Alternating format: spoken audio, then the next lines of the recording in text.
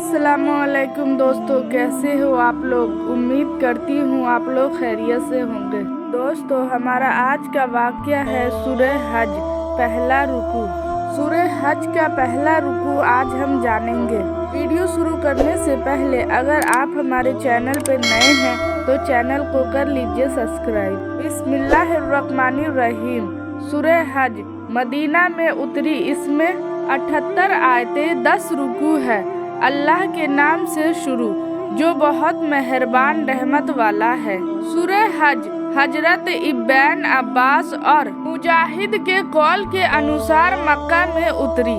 सिवा 6 आयतों के जो हजाने खसमाने से शुरू होती है। इस सूरत में 10 रुकू, 78 आयतें, 1291 कलिमात और 5075 अक्षर है। ऐ लोगो, अपने रब से डरो, उनके अजाब का खौफ करो और उसकी फर्माबरदारी में लग जाओ। बेशक कयामत का जलजला जो कयामत की निशानियों में से है और कयामत के करीब सूरज के पश्चिम से निकलने के नजदीक वाक़े होगा।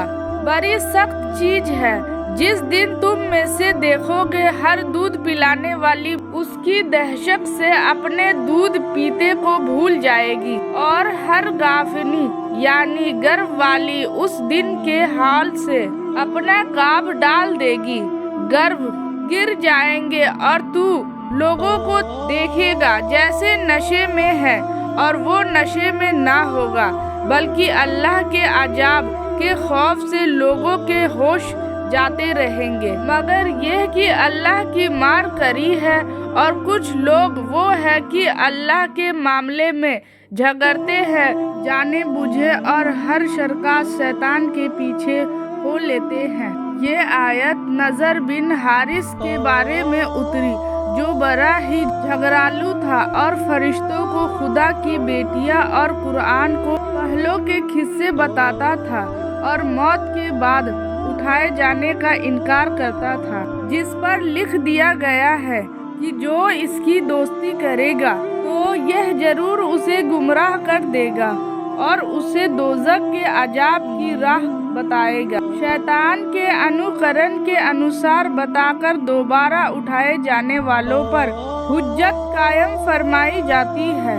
ऐ लोगो, अगर तुम्हें कयामत के दिन जिन्हें में कुछ शक हो तो यह गौर करो कि हमने तुम्हें पैदा किया मिट्टी से, तुम्हारी नस्ल की असल यानी तुम्हारे सबसे बड़े दादा हजरत आदम अलैहिस्सलाम को उससे पैदा करके, फिर पानी की बूंद से यानी बियर की बूंद से उनकी तमाम संतान को, फिर खून की फुटक से की नुत्फा गंदा खून हो जाता है, फिर गोश्त की बोटी से नक्शा बनी और बे बनी यानी सूरत वाली और बगैर सूरत वाली। बुखारी और मुसल्लम की हदीस में है, सैयदे आलम सल्लल्लाहु अलैहि वसल्लम ने फरमाया, तुम लोगों की पैदाइश का मद्दा माँ के पेट में 40 रोज तक नुत्फा रहता है, फिर इतनी ही मुद्दत में बंधा हुआ खून हो जाता है, फिर इतनी ही मुद्दत गोश्त की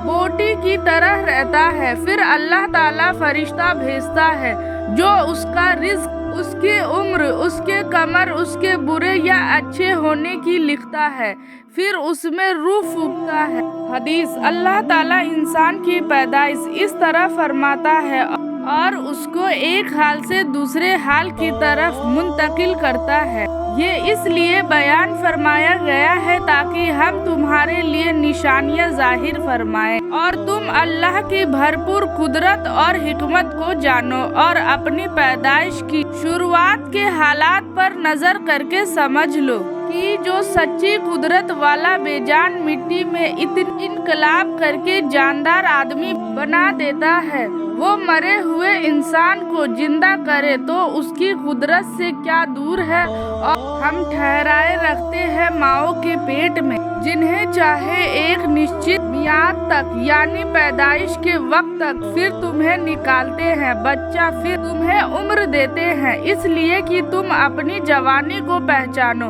और तुम्हारा अक्ल और कुव्वत कामिल हो, और तुम में से कोई पहले मर जाता है और कोई सबसे निकम्मी उम्र तक डाला जाता है, और उसको इतना बुढ़ापा आ जाता है कि अक्ल और हवास अपनी जगह नहीं रहते, और ऐसा हो जाता है कि जानने के बाद कुछ न जाने, और जो जानता हो वो भूल जाए। अकरम ने कहा कि जो कुरान को हमेशा पढ़ता रहेगा इस हालत को ना पहुँचेगा। इसके बाद अल्लाह ताला मरने के बाद उठाने पर दूसरी दलीलें बयान फरमाते हैं, और तू जमीन को देखते मुरझाई हुई, खुशक और बिना हरियाली का, फिर जब हमने उस पर पानी उतारा तो ताजा उभर आई और हर रौनकदार जोरा यानी हर किस्म का खुशनुमा सब्जा उगा लाई।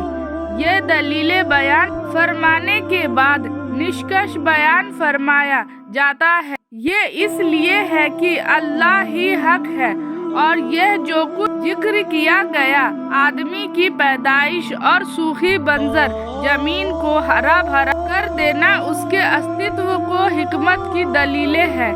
इनसे उस वजूद भी साबित होता है, और यह कि वो मुर्दा जिलाएगा, और यह है कि सब कुछ कर सकता है, और इसलिए कि कयामत आने वाली उसमें कुछ शक नहीं, और यह कि अल्लाह उठाएगा उन्हें जो कब्र में है। और कोई आदमी वो है कि अल्लाह के बारे में यूं झगड़ता है कि ना तो इल्म, ना कोई दलील और ना कोई रोशन नवीशता लेखा।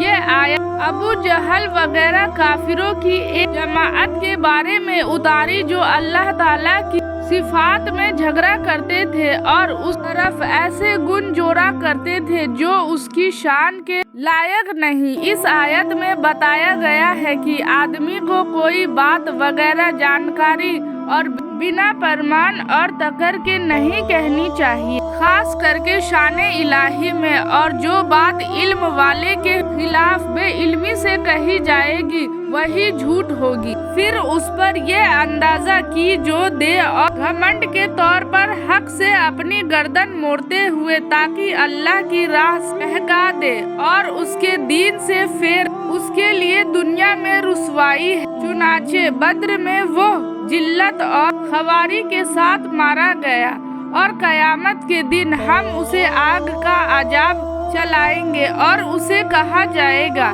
ये उसका बदला है जो तेरे हाथों ने आगे भेजा, यानी जो तूने दुनिया में किया, कुफ्र और झुटलाया, और अल्लाह बंदों पर जुल्म नहीं करता और किसी को बुरे जुर्म नहीं पकड़ता। अल्लाह हम सब को 5 वक्त की नमाज पढ़ने की तौफीक अता फरमाए। दोस्तों, इस वीडियो को अपने दोस्तों और रिश्तेदारों